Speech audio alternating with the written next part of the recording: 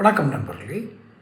இந்த சமூக வலைதளங்களில் பொதுவாக பகிரப்படுற செய்திகளுக்கு பெரிய முக்கியத்துவம் கொடுக்க வேண்டிய அவசியம் இல்லை. இருந்தாலும் ஒரு முக்கியமான விஷயத்தை காங்கிரஸும் திமுகவும் பேசிக் கொண்டிருக்கிறது. ஆட்சியில் பங்கு, தொகுதி பங்கீடு, தொகுதி எண்ணிக்கை என்று பல்வேறு விதமான ஒரு விஷயங்கள்லேருந்து பேசிக்கிட்டு இருக்காங்க.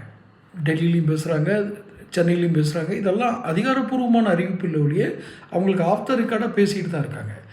இப்போது சமூக வலைதளங்களில் திமுகவுடைய ஐடி விங்கா இல்லை திமுக விசுவாசியான்னு தெரியாது, குறைக்கும் நாய்கள் அப்படின்னு ஒரு தலைப்பில் மாணிக் தாகூர், அப்புறம் இன்னொருத்தர் இந்த ஆட்சியில் பங்கு வேணும்னு கேட்குறாங்களே, இவங்களெல்லாம் குறைக்கும் நாய்கள். காங்கிரஸ்லேருந்து யார் யார் கேட்குறாங்களோ இவர்களெல்லாம் அவங்க வாய் ஆன்னு பிளந்துட்டு ஏதோ அதாவது அப்படி சொல்கிறதுக்கு மன்னிக்கணும், அவங்கள அவமதிக்கிறதுக்காக சொல்லலை.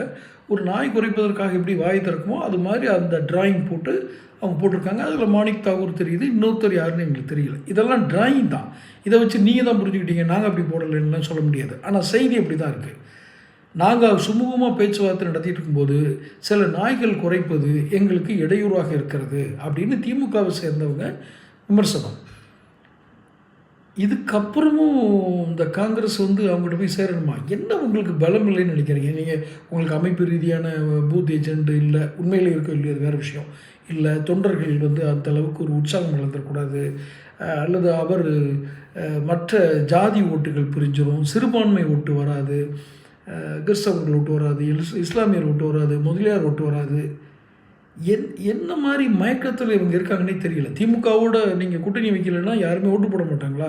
உங்கள் கட்சிக்குன்னு எந்த கொள்கையுமே கிடையாதா? 100 ஆண்டு கால கட்சி, ஆனால் உங்கள் கட்சிக்குன்னு எந்த கொள்கையுமே கிடையாது. சும்மா யார் வாழை பிடிச்சிட்டா அது ஓடுறது மட்டும்தான் அவங்க வேலையா?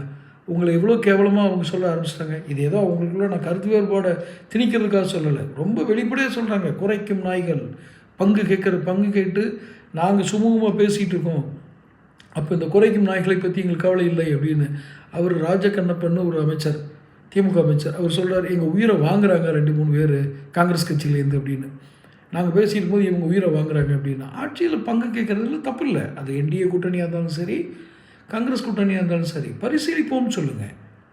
திமுகவே அப்படி நாகரிகமாக பேசுகிறதுக்கு நம்ம கேட்குறதே இல்லை. அவங்க அப்படிப்பட்ட ஆட்கள் இல்லை.